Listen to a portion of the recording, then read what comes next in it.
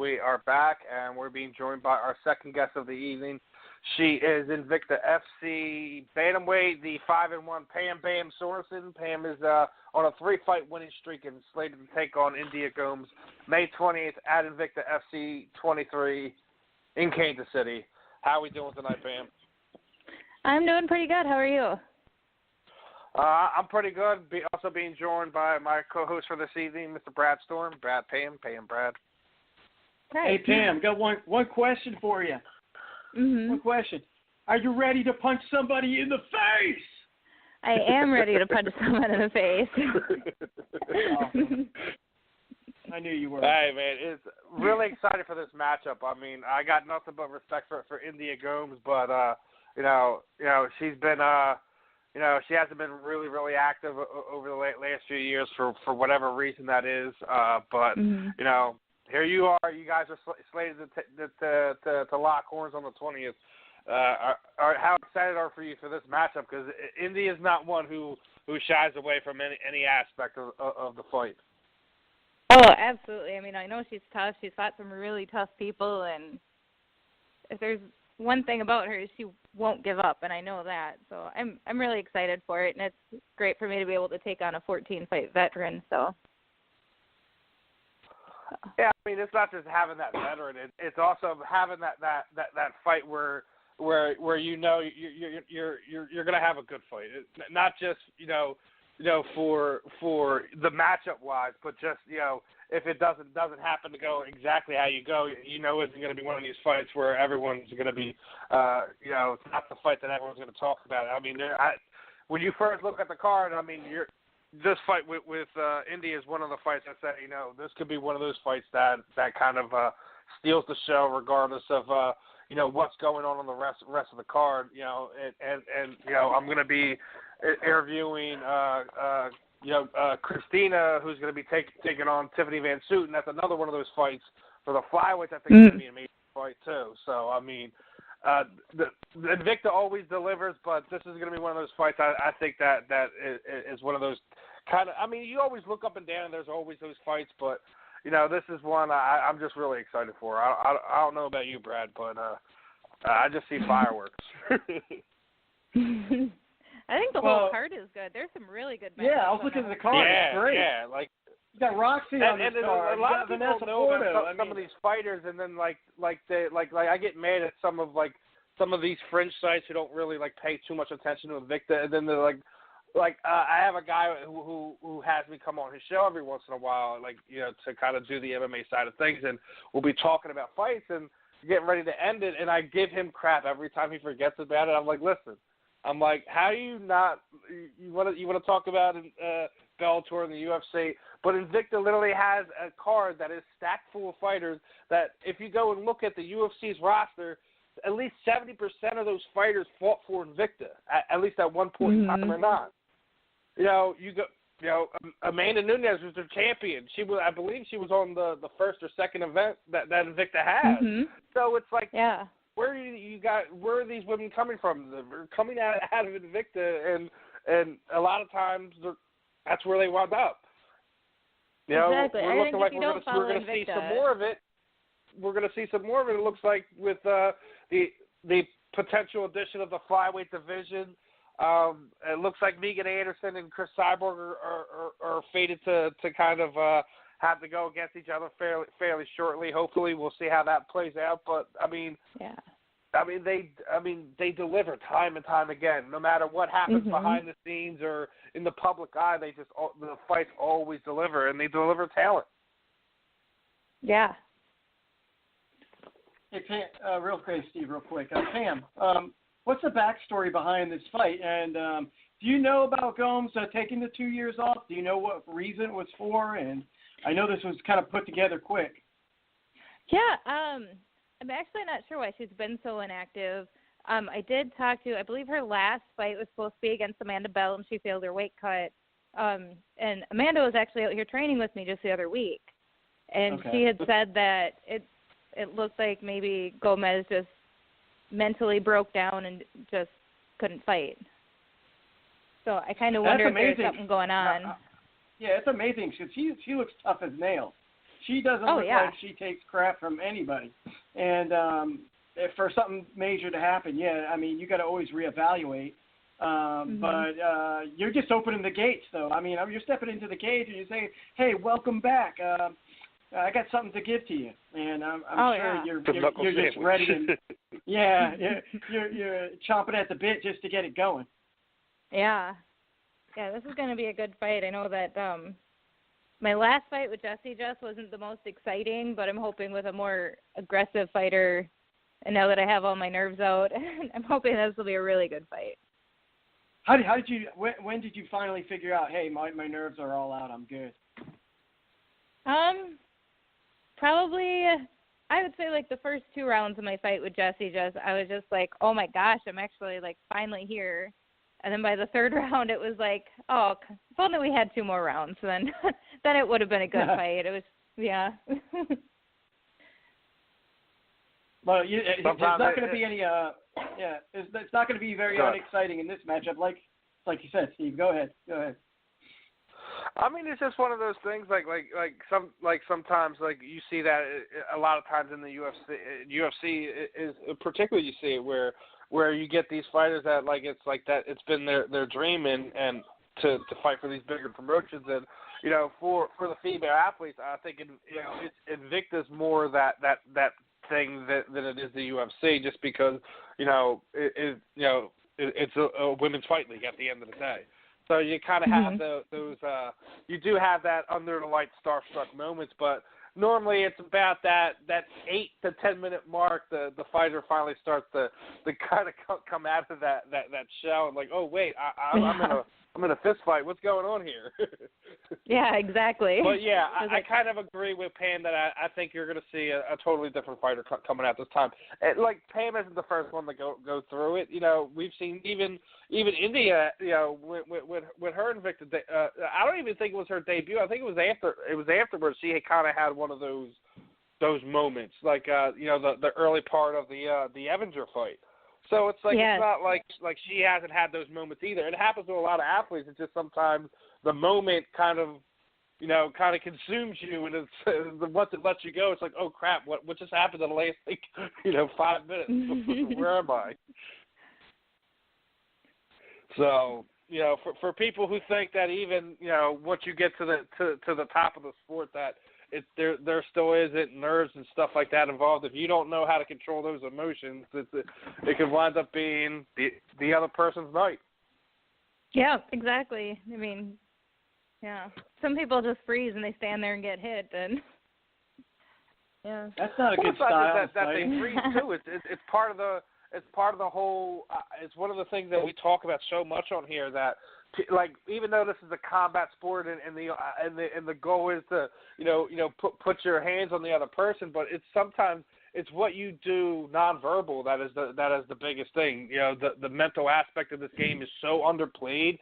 It's crazy.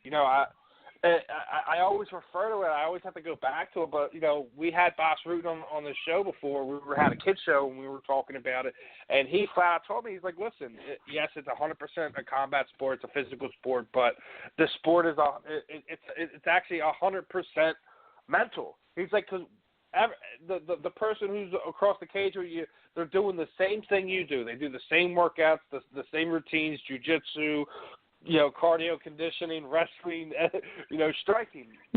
They're just as trained as you are. It's about the mental thing and playing it out. Yeah, and that's one thing that I think India is actually pretty good at. I mean, you watch her; she's very intense, and I think some people she's able to get inside their head and kind of play that mental game with them. But I think, with Evander, when she fought Raquel Pataluhi, you can tell it just didn't work on them, and it's not going to work on me. So. I mean, been there, done that. I think the other thing that I think that she gets people on is I mean, I go back old school with India. She's one of the first videos I seen of a female fighter beating the ever living snot out of an MMA fighter. I mean, granted, it's definitely old, and it's an old gym video from the old Brazil days in the gym, but. I mean, it's one of those things. A lot of fighters play that mental game, and sometimes it works, and sometimes it utterly backfires in the worst possible way you could ever imagine. So you got to be careful when you play that game because they'll wind up blowing up in your face. Yeah, exactly. That's why I don't play that game.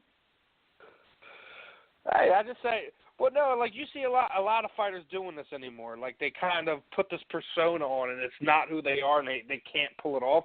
Like look what's happening with that the kid Dylan Dennis, the guy from McGregor's camp.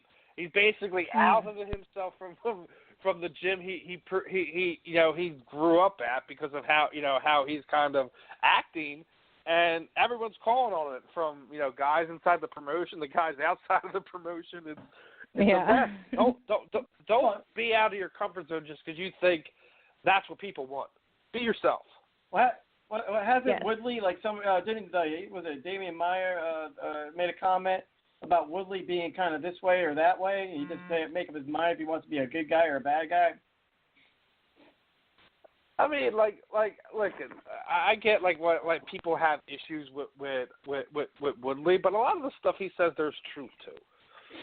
Mm-hmm. I don't 100% agree with ways that he sees things, but there's some aspects that that could be true. But I just think he takes it so far past it that you can't take what he says seriously. It's unfortunate because a lot of the stuff he is correct on is just he's so over the top with it. It's just you can't take it seriously. Yeah, I've just stopped listening to him.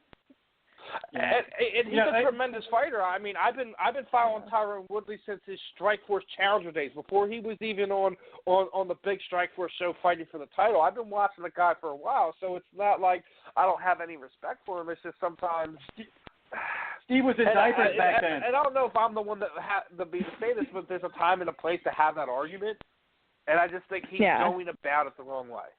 He might be 110% right, but the way he's going about it, it's not coming off as for the way he hopes it to be, I guess.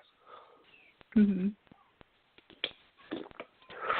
So Pam, like, what do you think about if a fighter thinks they're going to retire? They mentioned the word retire. If there's any thought or a fathom of retirement in their mind, do you think that person should continue to fight, or do you think it should be a done deal? Because we heard a. Go ahead. I think once you start thinking about retirement, or once you say like, "Hey, I think I'm going to retire," I think your heart's not in it anymore, not 100%. And I think if you want to perform at 100%, your heart needs to be in it. And if you're already thinking about quitting, you might as well quit or retire. So, because Steve was talking about an Anderson Silva or George St. Pierre fight, and both of these guys have retired and are still thinking about retirement. So what the hell kind of fight is that going to be, both of them fighting? Yeah. And, like, to me, Silva hasn't looked the same since he's been back. Like, he doesn't look terrible, but he's not the same guy that we saw that everybody was amazed by. No, I think those knockouts has him scared to pull the trigger. Like how he still does his antics, but not at the extent that he once did, and not just that. When he would hurt guys, he would come after them in such a way that there was nothing you could do. Like everyone, you say, "Oh, well, you should just step back and counter when he came in like that." But a lot of times, like he would put you in a position where you couldn't do that, and it just seems like he lost that fire that he used to have. I don't know, if Chris Weidman stole it from him, if just the time has come where he just doesn't have the power to do that, and he knows that he has to get you with volume, not just brute force, and maybe that's it. I can't tell you. I'm not in the guy's training camp, but I'll say one thing.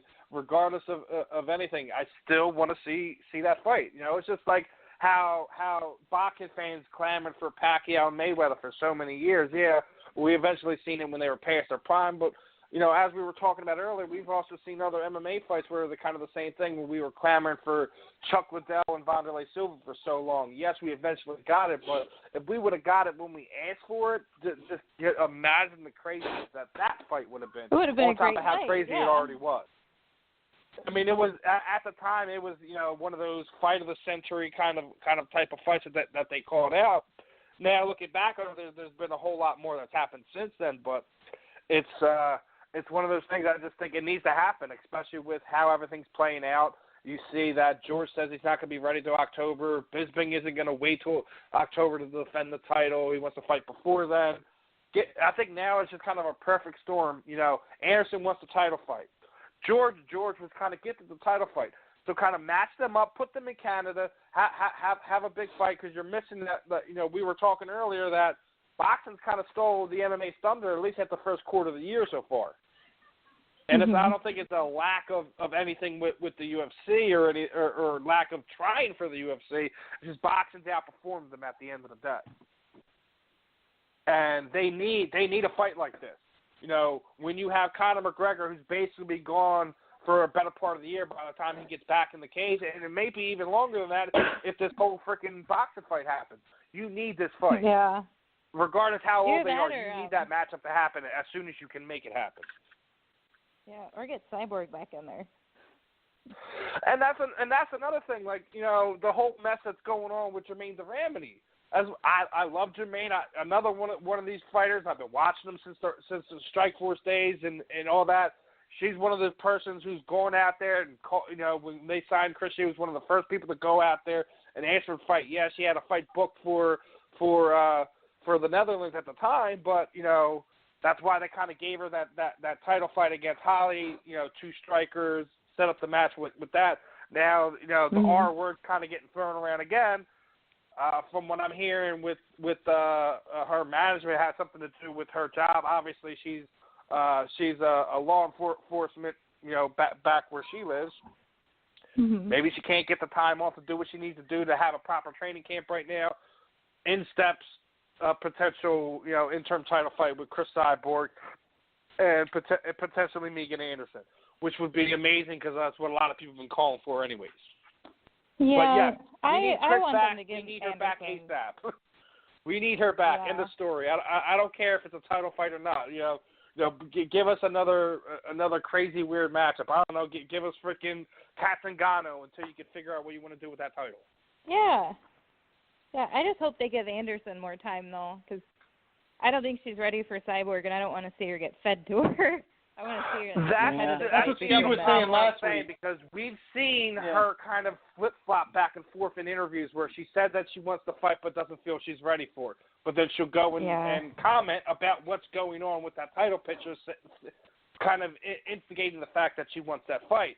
So she's kind of going back and forth for what she wants. So, a lot of the Team Cyborg fans are following me on social media, so I get harangued by them quite often. But Pam, let me ask you. She has gone back and forth, and for someone who claims to be anti-bullying and said some statements on social media that were kind of bullying. So I get why they're upset, but at the same time, you're trying to force this girl along to take a fight that she's not ready for. I love Megan Anderson. She is one of the people who I consider the future of that division. Why would you go ahead and actively try to go out and destroy her as she's coming along? Yeah, not in the UFC. Like Invicta, I feel if she was going to fight for the interim belt and she knew that Cyborg was the champ, she shouldn't have taken the interim belt until she's ready to fight the actual champ. Well, no, because but in the UFC, it's a different story. From my understanding, is they weren't 100% positive that Chris wasn't coming back at that point in time. That's why they put that interim tag on that initially. And then I think it was almost a month later is when they officially vacated it and Megan became the official champion. Yeah. Okay. That whole situation's been weird, but in reality, both of those weight classes were built for Chris Cyborg. Yeah. Well, listen. For both of you, though, and you as a fighter, Pam, and Steve, you as part of the media, timing is everything. This is a big opportunity for Megan Anderson she might get destroyed, but just like we saw on Lion Fight a week ago where the guy came in to fight Lord Zilla that had 200 fights, it was an opportunity. And this could be a prime opportunity for her because if she gets the job done, the sky is the limit, man. The doors open up, the gates flow, and all the money starts coming in for Megan Anderson. I just think that you got, Pam, you know about timing. If an opportunity came to you, but you thought maybe, hey, I might not be ready, but you're gonna take it because you don't know how many shots you're gonna get. Yeah, I mean that's a very good point, but at the same time, if you go out there and get destroyed, have you really gained a whole lot? It's like gambling. Yeah. Yeah, you gamble on yourself.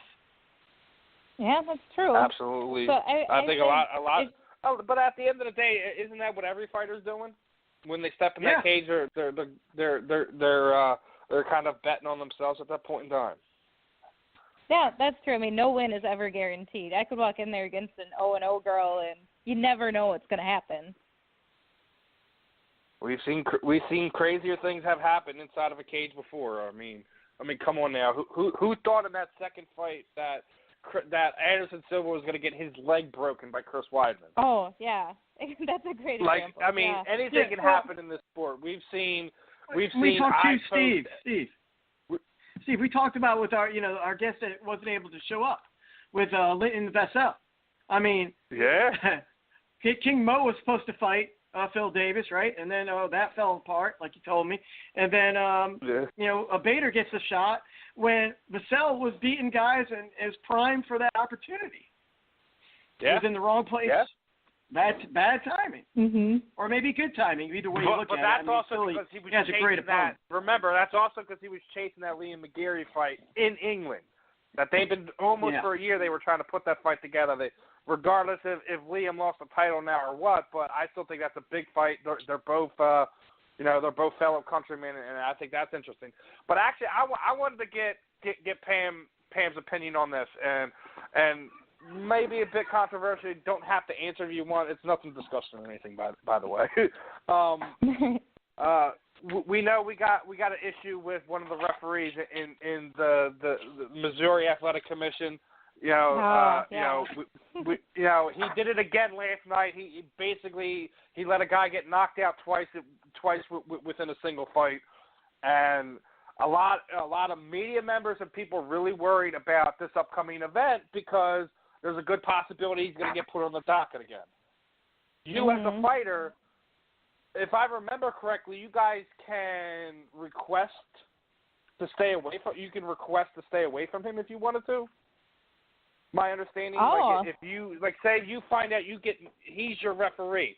You're if like, I remember correctly, within the group of referees that you have, you can ask for another one. Oh well, I didn't know that, but that's good to know. I guess I didn't know I had an option, because usually I don't find out who's reffing it until we get there for the rules meeting. Surprise! Yeah. No, I don't want I'd make a point at the rules meeting to know if he is on the list of referees that night. If there's any way that his name can be kept away from your fight, would be greatly appreciated. Yeah. Yeah, I mean, I wouldn't say go out and call the guy the worst referee in combat sports because he's actually giving Steve Mazzagatti a run for his money at this point in time. Yeah. Yeah. Does he also use the love symbol? I'm sorry, what was that? I said, does he also use the love symbol, this referee?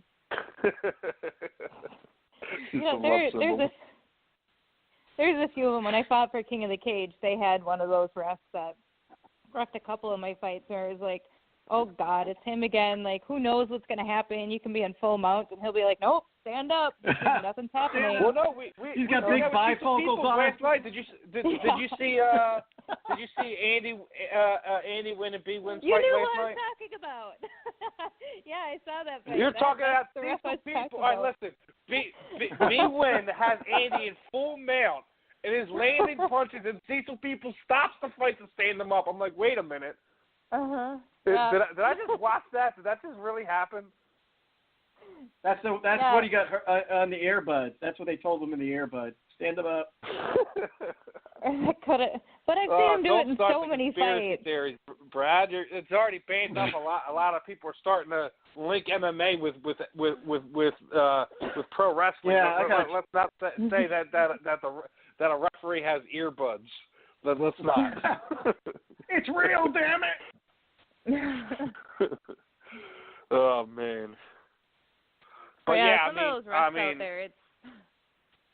But it's not just it. But I just think it's an overall education. Like some of these refs have no business in there. It don't matter if you've been watching combat sports, AAK, been a boxing referee for 30 years.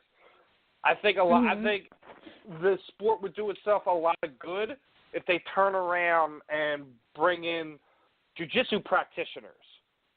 Yes, I agree. Because they actually understand what's going on. A lot of times, like even when you go to like NAGA events or stuff like that, you see people who either like amateur MMA, but they do a lot of jiu-jitsu, so they know what's going on. You need something like that.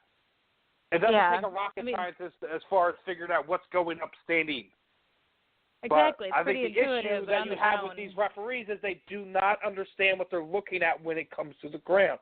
That it's up to either the commissions to educate them or the fans need to find a way to weed them out. Because you can go to your local athletic commission, you can file to be a referee or a judge. If people want to complain so much about it, then go and do it. And I don't think it's an easy job to be a ref, but I mean, how many times have you seen? It doesn't matter if we're talking about MMA, boxing, NBA, NFL, NHL, whatever. Refereeing, judging, officials. It is the most thankless job in all of sports. Doesn't matter if we're talking about combat sports or major professional sports. It is the most thankless job, no matter what you do. Yep, I agree. But people's safety are in your hands, I'm signing up today.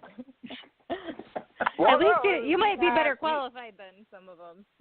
But we've had Robert Hines on the show. We've had people who we've had referees and people involved with the commission that have talked to them about this, and obviously they're not going to go turn around and bury another one of their own, but they're going to tell you if you have an issue with it, go try to be one. Yeah. I don't think that's a job I'd want. You know what? I wouldn't care. I really wouldn't care. Because I'm one of these, I'm from Philly, so, you could say some crazy nonsense to me, and I'd say some crazy nonsense right back to you. That's just how I'm built. So, I mean, I wouldn't care, but, yeah, I mean, it's something that I've been looking into. You need a lot of these places. They tell you that you need to either trained or have X amount of time inside of a gym to be able to do that. Which is kind of funny when you see some of these referees, and it's like, really, that guy trains? Are you kidding me? Yeah. Hey Pam. Like Cecil Peoples. I want to know when he did jiu-jitsu. I want to know, like, does he even have a stripe or? It's turquoise. It's turquoise. I wouldn't doubt it. Hey Pam, what's the craziest thing somebody said to you? Maybe got you fired up or made you confused. Some of the guys out there on social media. No. Yeah, you always get the people that are the guys that are like, can you really punch hard? Could you really hurt a man? Oh, my God. Those are the ones that crack me up. Those are the ones you just have fun with. Yeah, but there was one guy that's how he started off, and he was like, I don't think you could really hurt me. And then he's like, if you can hurt me, would you let me lick your butthole? And I was like, what? Oh, my God. Where Jesus did Christ. come from? That reminds me of that reminds me of the episode I was just talking about when I had Jermaine Duramity on, and I'm sitting there. Because she's from Rotterdam, we had to do it a different day, a different time than our typical show. And we had some weirdo calling in just talking some crazy nonsense, and I'm like, wait a minute. I'm like, who? Like, it's Jermaine Duramity. It's not like I'm interviewing like Felice Herring or Paige Van Zandt where you have to have some weird, crazy weirdos come on. But it does happen too often in on social media because there is no penalty or recourse for it. There's you had so many me at freaks home. Out there. Yeah, it was just like, I don't know where that came from, but no, you can't. That is weird. Oh, jeez. And you're like, no? But looking like, at you know what actually, comes out of there? You don't even know me. My God. There's the soundbite of the night. I think I got two of them. Oh, man. Brad, that was good. I think this is Justine here in the call right here. Let's give Pam our goodbyes here, and so we can get Justine on here. I know we at least got a few people in the chat room waiting to hear what she has to say. All right, man. I mean, I don't think Pam, it's going to be kind of hard to top what Pam just said, but let's decide the point. Interview of the night goes to Pam Sorenson. You guys, hey, follow Pam at PamBam_Sorenson. So as we like to do, as always, Pam, I'm going to give you the mic, and you can just give a shout out to whoever you want. And you're on. Go for it. Oh, Lord. Just everybody at my gym, at the Cellar Gym, and all my great sponsors like Minneapolis Motorsports, Bourbon and Boa Salon. They make my hair look all crazy, and I love it. Nice. And that's it. All right, Pam. It's been a pleasure. It's always fun getting with you and talking to you about what's coming up, and really looking forward to the fights Invicta FC 23. People, Yay. you got to tune in. Tune in. It's going to be one hell of a show. Thanks for coming on, and have a great rest of your evening. All right, thank you, too. Thanks for having me. All right, good night. It was a pleasure, Pam. All right. Best of skill. You have a good one, my friend. All right, thank you, too.